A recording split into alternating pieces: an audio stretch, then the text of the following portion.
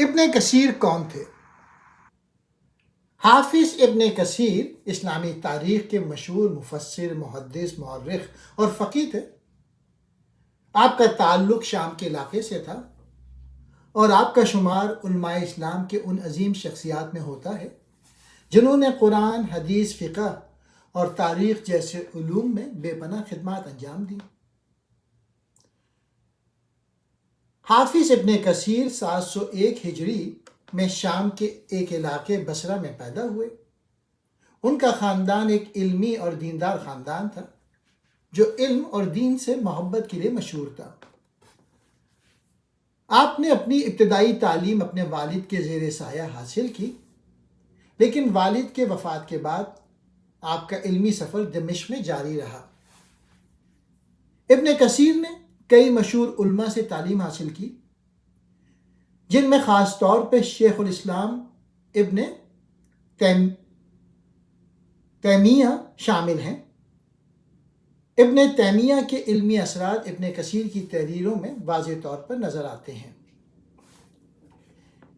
ابن کثیر نے علم حدیث میں گہری مہارت حاصل کی۔ وہ صحیح احادیث کو پرکھنے اور اسناد کی جانچ میں انتہائی محتاط تھے۔ ابن کثیر کی سب سے مشہور تصنیف تفسیر القرآن العظیم ہے، جو تفسیر ابن کثیر کے نام سے مشہور ہے۔ یہ تفسیر قرآن کی سب سے جامع اور مستند تفاسیر میں شمار ہوتی ہے۔ اس تفسیر میں انہوں نے قرآن کی تشریح قرآن، احادیث، صحابہ کرام اور تابعین کے اقوال اور عربی زبان کے اصولوں کی روشنی میں کی ہے۔ آپ شافعی فقہ کے ماہر تھے۔ ابن کثیر نے احادیث اور تاریخی روایت کو قبول کرنے میں اسناد کی صحت پر خاص توجہ دی۔ ضعیف یا موضوع روایات کی نشاندہی کی اور انہیں مستند روایات سے الگ کیا۔ ابن کثیر کی وفات 774 ہجری 1373 عیسوی میں دمشق میں ہوئی۔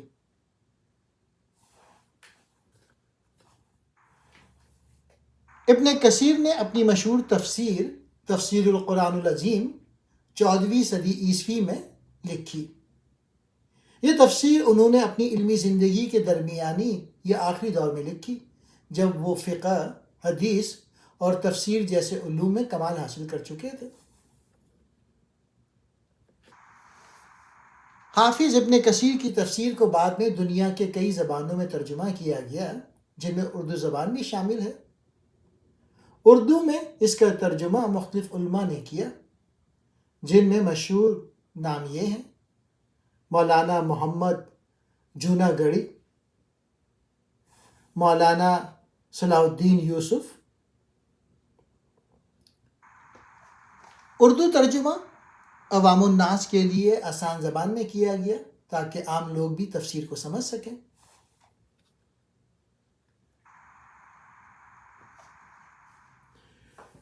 تفسیر ابن کثیر اسلامی دنیا کی مشہور اور معتبر تفاسیر میں سے ایک ہے۔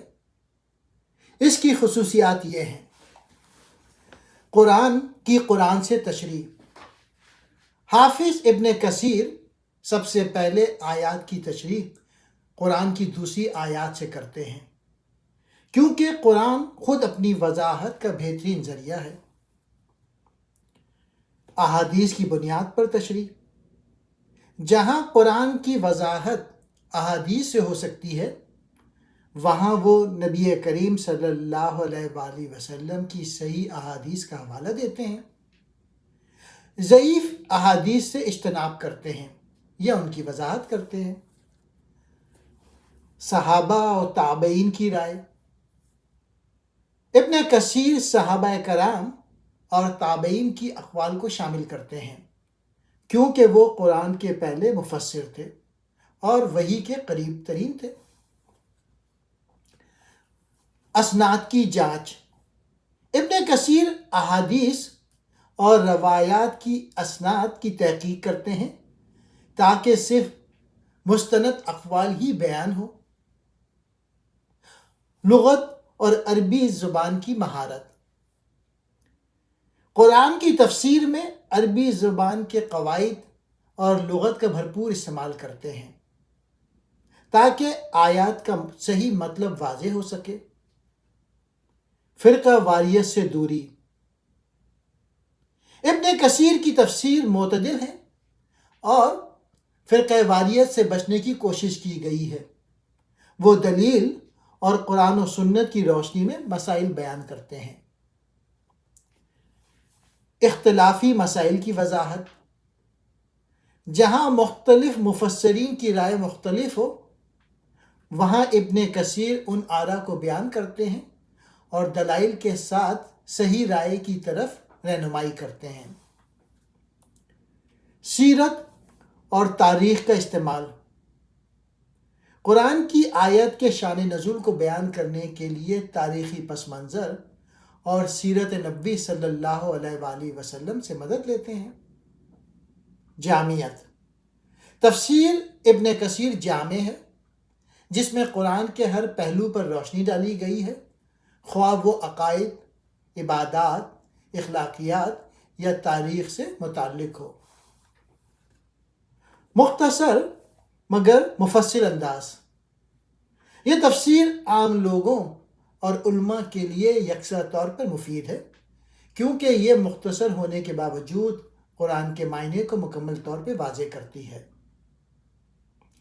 یہ خصوصیات تفسیر ابن کثیر کو ایک مستند اور مقبول اسلامی علمی خزانہ بناتی ہیں۔ قرآن کی قرآن سے تشریح۔ قرآن مجید ایک مکمل اور جامع کتاب ہے جو اپنی وضاحت خود کرتی ہے۔ حافظ ابن کثیر کی تفسیر کی ایک نمایاں خصوصیت یہ ہے کہ وہ سب سے پہلے قرآن کی تشریح قرآن کی دیگر آیات سے کرتے ہیں۔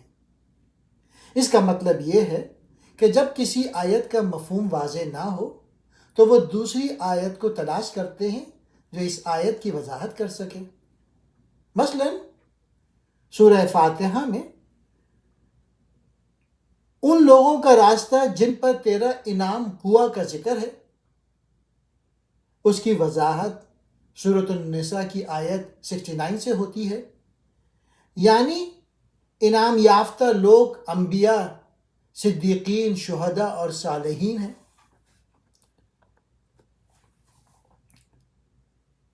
سورۃ البقرہ میں یہاں متقین کی وضاحت اگلی آیت میں موجود ہے جہاں متقین کی صفات بیان کی گئی ہیں۔ سورۃ البقرہ کی آیت ہے ذالک الکتاب لا ریب فیہ ھدی للمتقین، اور جو اگلی آیت ہے اس میں وضاحت ہے الذین یؤمنون بالغیب ویقیمون الصلاۃ ومما رزقناہم ینفقون۔ اس طریقہ کار کے فوائد۔ قرآن کی جامعیت کا مظاہرہ ہوتا ہے۔ قرآن کی آیت ایک دوسرے کی وضاحت کرتی ہیں جس سے اس کے معنی مزید واضح ہو جاتے ہیں۔ روایات کی ضرورت کم۔ اگر آیت کے ذریعے مفہوم واضح ہو جائے تو کسی روایت کی طرف رجوع کرنے کی ضرورت نہیں رہتی۔ مستند تشریح۔ قرآن کو قرآن سے سمجھنا سب سے مستند اور محفوظ طریقہ ہے کیونکہ یہ اللہ تعالیٰ کے کلام کے ذریعے وضاحت ہے۔ ابن کثیر نے اس اصول کو اپنی تفسیر میں بار بار استعمال کیا جس کی وجہ سے ان کی تفسیر انتہائی معتبر اور قابل اعتماد سمجھی جاتی ہے۔ ابن کثیر کی تفسیر کی ایک اہم خصوصیت یہ ہے کہ وہ قرآن کی آیت کی وضاحت کے لیے احادیث نبوی کا سہارا لیتے ہیں۔ قرآن اور حدیث کا گہرا تعلق ہے کیونکہ حدیث قرآن کا عملی مظاہرہ اور وضاحت فراہم کرتی ہے۔ ابن کثیر ان آیات کو نبی کریم صلی اللہ علیہ وآلہ وسلم کے اقوال، اعمال اور تفسیری بیانات کی روشنی میں سمجھاتے ہیں۔ طریقہ کار یہ ہے صحیح احادیث کا انتخاب۔ ابن کثیر صرف ان احادیث کو بیان کرتے ہیں جو صحیح ہوں، ضعیف احادیث کو یا تو بیان نہیں کرتے یا ان پر تنقید کرتے ہیں۔ شان نزول کی وضاحت۔ وہ احادیث کو آیت کے نزول کے حالات اور پس منظر کو بیان کرنے کے لیے استعمال کرتے ہیں تاکہ آیت کا مفہوم واضح ہو جائے۔ قرآن کی گہری تفہیم: جہاں قرآن مختصر اشارہ کرتا ہے وہاں حدیث اس کو تفصیل فراہم کرتی ہے۔ ابن کثیر ان احادیث کو شامل کرتے ہیں تاکہ آیت کا مطلب زیادہ واضح ہو۔ قرآن میں نماز کا حکم دیا گیا، وَأَقِیمُوا الصَّلَاةَ سورہ بقرہ میں ہے موجود۔ نماز کے اوقات اور طریقے کی وضاحت نبی اکرم صلی اللہ علیہ وآلہ وسلم کی احادیث سے ملتی ہیں، جنہیں ابن کثیر اپنی تفسیر میں شامل کرتے ہیں۔ لیلۃ القدر کی فضیلت: سورۃ القدر میں لیلۃ القدر کا ذکر ہے۔ لیلۃ القدر خیر من الف شہر۔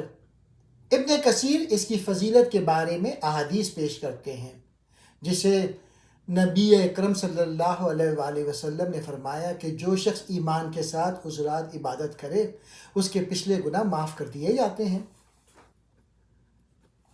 تفسیر آیت نور: سورہ نور کی مشہور آیت اللہ نور السماوات والارض کی وضاحت میں نبی اکرم صلی اللہ علیہ وآلہ وسلم کے اقوال پیش کیے ہیں جو اللہ کے نور اور اس کی صفات کو بیان کرتے ہیں۔ فوائد کیا ہیں اس کے؟ مکمل اور واضح تشریح: قرآن کی آیت کو احادیث کی روشنی میں سمجھنے سے معنی کی گہرائی اور وضاحت پیدا ہوتی ہے۔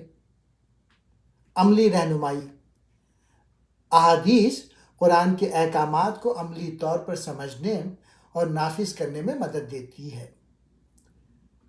تشریح کی مستند بنیاد: قرآن کی احادیث کی روشنی میں وضاحت سے تفسیر مستند اور قابل قبول ہو جاتی ہے۔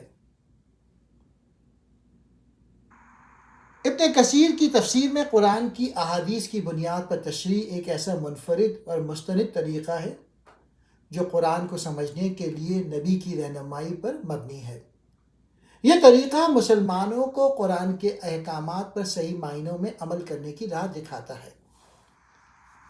صحابہ و تابعین کی رائے اور اس کی اہمیت: وحی کے قریب ترین نسل صحابہ کرام رضی اللہ تعالی براہ راست نبی اکرم صلی اللہ علیہ وآلہ وسلم سے قرآن اور اس کی تشریح سیکھتے تھے۔ تابعین نے صحابہ کرام سے قرآن اور حدیث کو سمجھا، اس لیے ان کی رائے وحی کے قریب ترین اور قابل اعتماد ہے۔ زبان اور ثقافت کی سمجھ: صحابہ و تابعین عربی زبان اور اس کے محاورات کو بخوبی جانتے تھے، جس کی وجہ سے وہ قرآن کے معنی کو درست طور پہ سمجھنے میں ماہر تھے۔ شان نزول کا علم: صحابہ کرام قرآن کے نزول کے واقعات کے چشم دید گواہ تھے اور اس کے سیاق و سباق کو جانتے تھے، جس سے ان کی تشریح زیادہ جامع اور مستند ہوتی ہے۔ ابن کثیر کا طریقہ کار: صحابہ کرام کے اقوال کا حوالہ۔ ابن کثیر آیت کی وضاحت میں صحابہ کرام کے اقوال کو بیان کرتے ہیں، خاص طور پہ عبداللہ بن عباس، عبداللہ بن مسعود اور علی بن ابن طالب جیسے جلیل القدر صحابہ کے اقوال کو اہمیت دیتے ہیں۔ تابعین کی تشریحات: تابعین جیسے مجاہد، اکرمہ، حسن بصری اور سعید بن جبیر کے اقوال بھی تفسیر میں شامل ہیں، کیونکہ انہوں نے صحابہ سے براہ راست علم حاصل کیا۔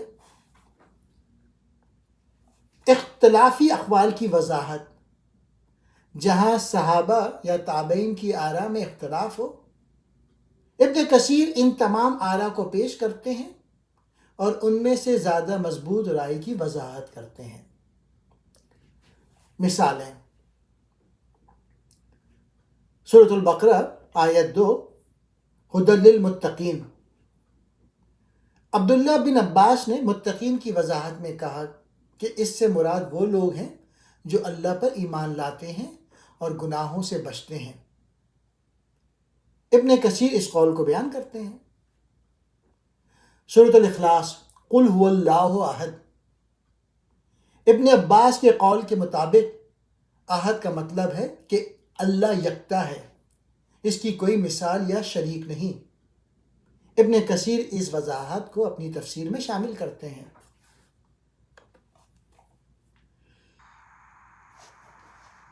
فوائد: صحابہ و تابعین کی رائے قرآن کی آیت کے حقیقی معنی کو سمجھنے کا ایک معتبر ذریعہ ہے۔ ان اقوال کی مدد سے قرآن کے گہرے اور پیچیدہ موضوعات کو آسانی سے سمجھا جا سکتا ہے۔ ابن کثیر صحابہ و تابعین کے اقوال کو بنیاد بنا کر آیت کی تشریح کرتے ہیں، جس سے تفسیر میں یکسانیت اور تسلسل قائم رہتا ہے۔